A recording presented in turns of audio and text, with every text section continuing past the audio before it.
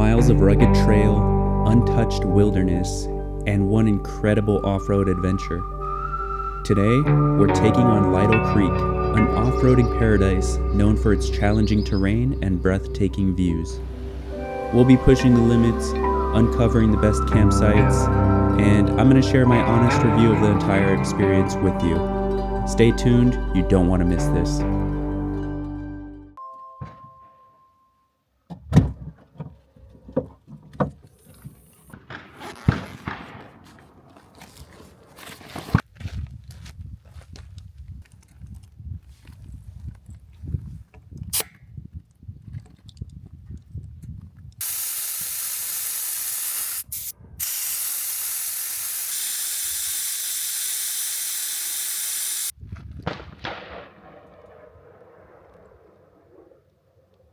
Today, I'm going to be going over one of the most go-to trails near LA and OC. We are in an area called Lytle Creek, and we are just about in the beginning here. There's a big open area where you could potentially meet up with a group if you're coming with a group, or just come and deflate your tires. So as I go through this trail here, I'm eventually going to be going through Coldwater Canyon, and along the way, I'm going to be taking notes and letting you guys know what it's like going through here, what to expect, and I'm going to be marking down potential campsites. One of the first things I'm noticing is right away how incredibly rocky it is here. And I turned my suspension to the softest settings, and I went to 20 psi on all my tires. I could go a little bit lower, but that would require me getting out again, which the AC is really nice. It's about 90 degrees outside right now and just dry. I don't know what kind of terrain this is, like what these rocks are made out of, but they are really dusty once you start moving them or even touching them. It's a little washboardy too. Hopefully it starts to clear up the further down we go. I did see what looked like an older RAV4 going through here, so I wonder if we'll catch up to them and see how far they make it.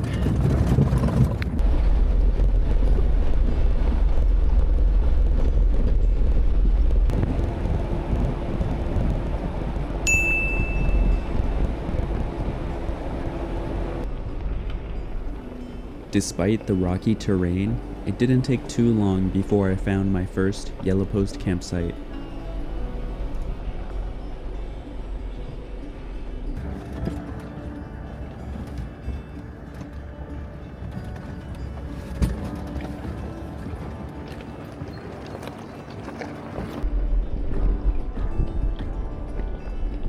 So I made it to the first.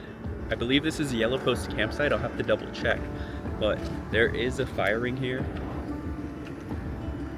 There are a few spots back there which look like they are shaded, but for the majority, it looks like it's pretty much out in the open, especially by the fire ring.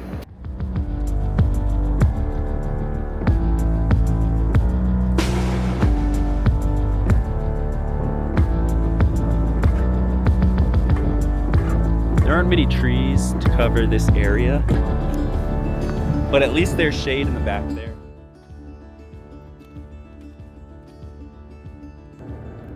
So after looking at the map through here, there are a ton of yellow post campsites right here. And this is just past the Coldwater Canyon Trail.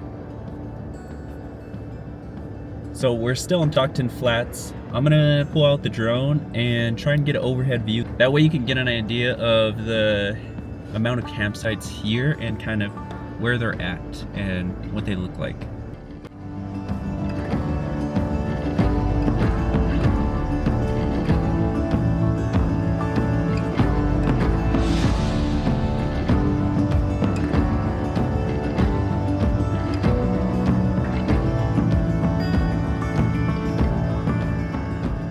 So going through Stockton Flats, it looks like the rest of the way there's just a bunch of yellow post campsites. It's a pretty easy trail to drive through, and now I think we've explored quite enough here to get a good idea about what it's like.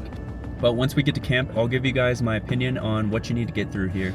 for now, we're gonna be heading through Coldwater Canyon, and this is the part where they say it's a challenging, there's a challenging uphill portion that's really rocky and loose. So yeah, I don't know exactly what to expect, but you guys will be witnessing it firsthand.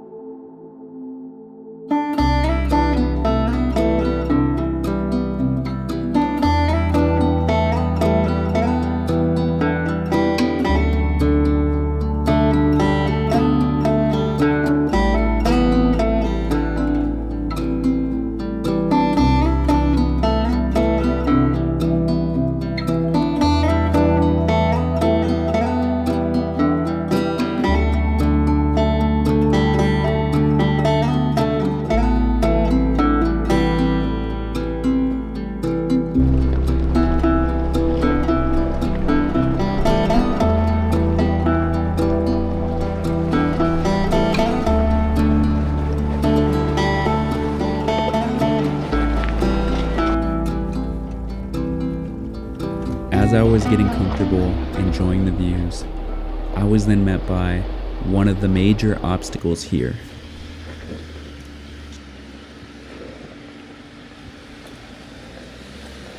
Now, I won't lie here, the Jeep made this look easy. But this is definitely where you need a high clearance vehicle, otherwise you might be lifting a tire. So lockers are recommended. There were about 2 portions of the trail that were just like this. And for my vehicle, it completely flexed it out. But once you get past these parts, then you're pretty much there, at the end of the trail, where the most scenic view is. Wow, this is nice. Dang, and there's a lot of spots to set up a camp here. I mean, to set up a camp and be pretty spread out. Right now, I haven't seen anybody here. Mind you, this is a Thursday, and most people probably work today. Being a healthcare worker and working 12-hour shifts any day of the week, your off days really vary, so it's nice to come out here when there's not much of a crowd. That way I can just take my time and explore. But let me show you guys, let me get out and show you guys around.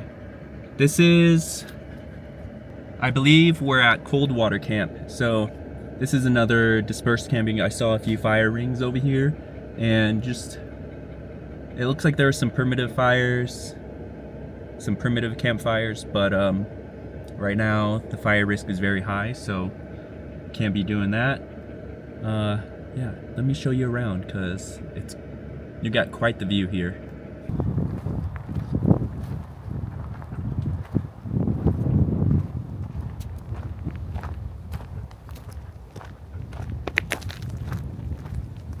So I just parked in the shade back there, but if you come out here, you could camp here and have this view of the valley.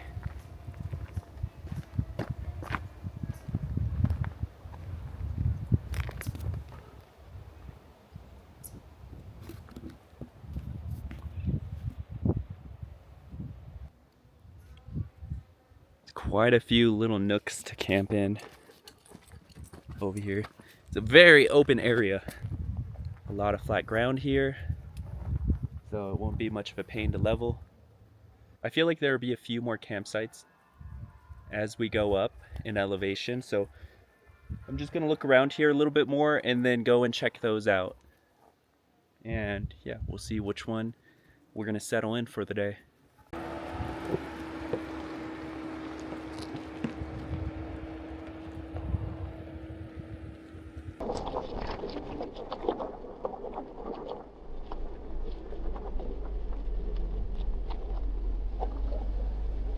Okay, so I thought we were going to go up more in elevation, but it looks like we're actually going down a little bit. And we're on this tight shelf road, which I don't feel the most comfortable but at the same time, it seems very doable. I'm curious to see what's down here though. Looking down there, it looks like a little meadow. I'll show you real quick.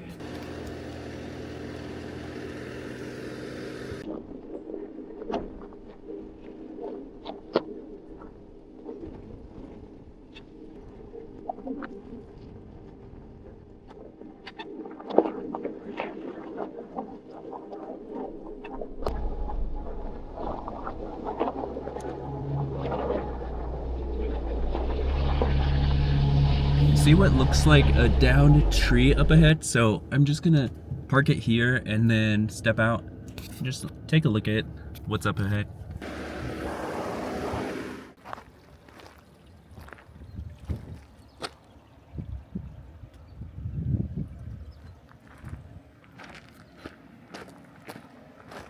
It looks like it wraps around up there. Just a little bit. Look at Teddy. Teddy loves to be shotgunned.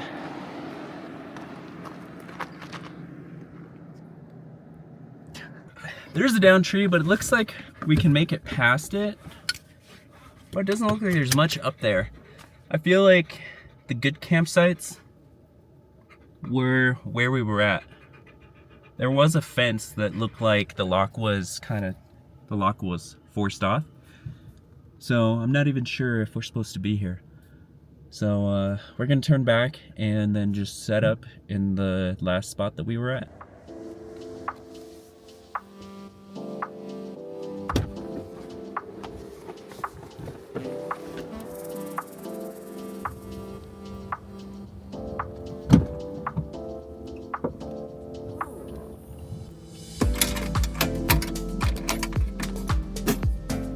So I spent some time organizing my camping supplies in separate bins. I think I'm gonna get one more, but so far I like the way that these fit.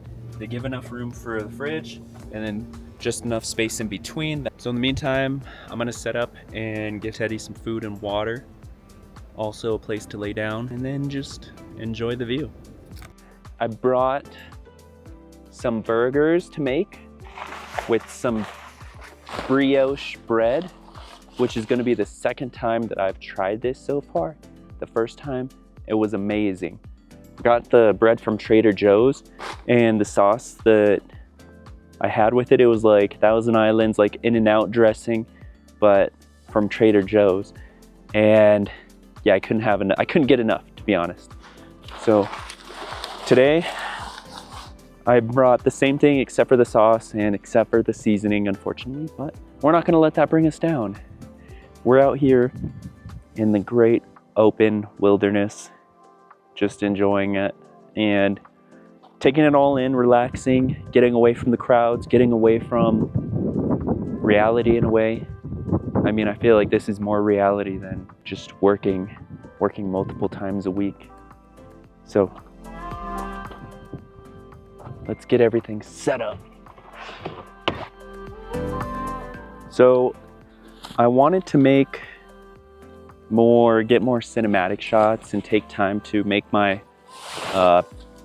shot list and be more structured with my videos, which some of those things I think I still want to do, but they do require a lot of time and effort. And I do enjoy spending the time in planning all of that, but schedule-wise, it's a little bit difficult. So in a little bit, we're gonna be going over my thoughts on the trail. Yeah, I'll give you my honest opinion on what I think can make it up here comfortably and what can't. Also, I'll tell you my thoughts on the scenery too. These patties look good. So this is from Trader Joe's. This is their Angus, chuck and brisk, and sirloin patties.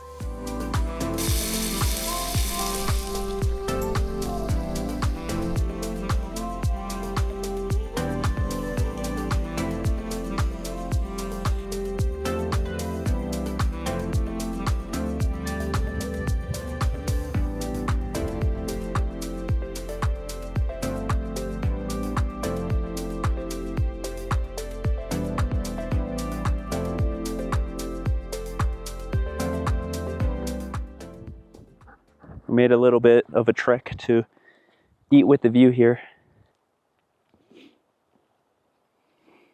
Amazing. And especially with this view, this is why we came here.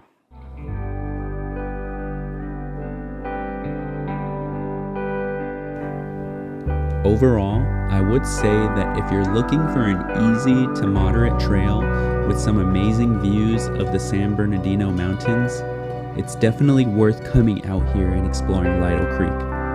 The stunning landscapes, lush greenery, and abundant campsites will definitely have me coming back again.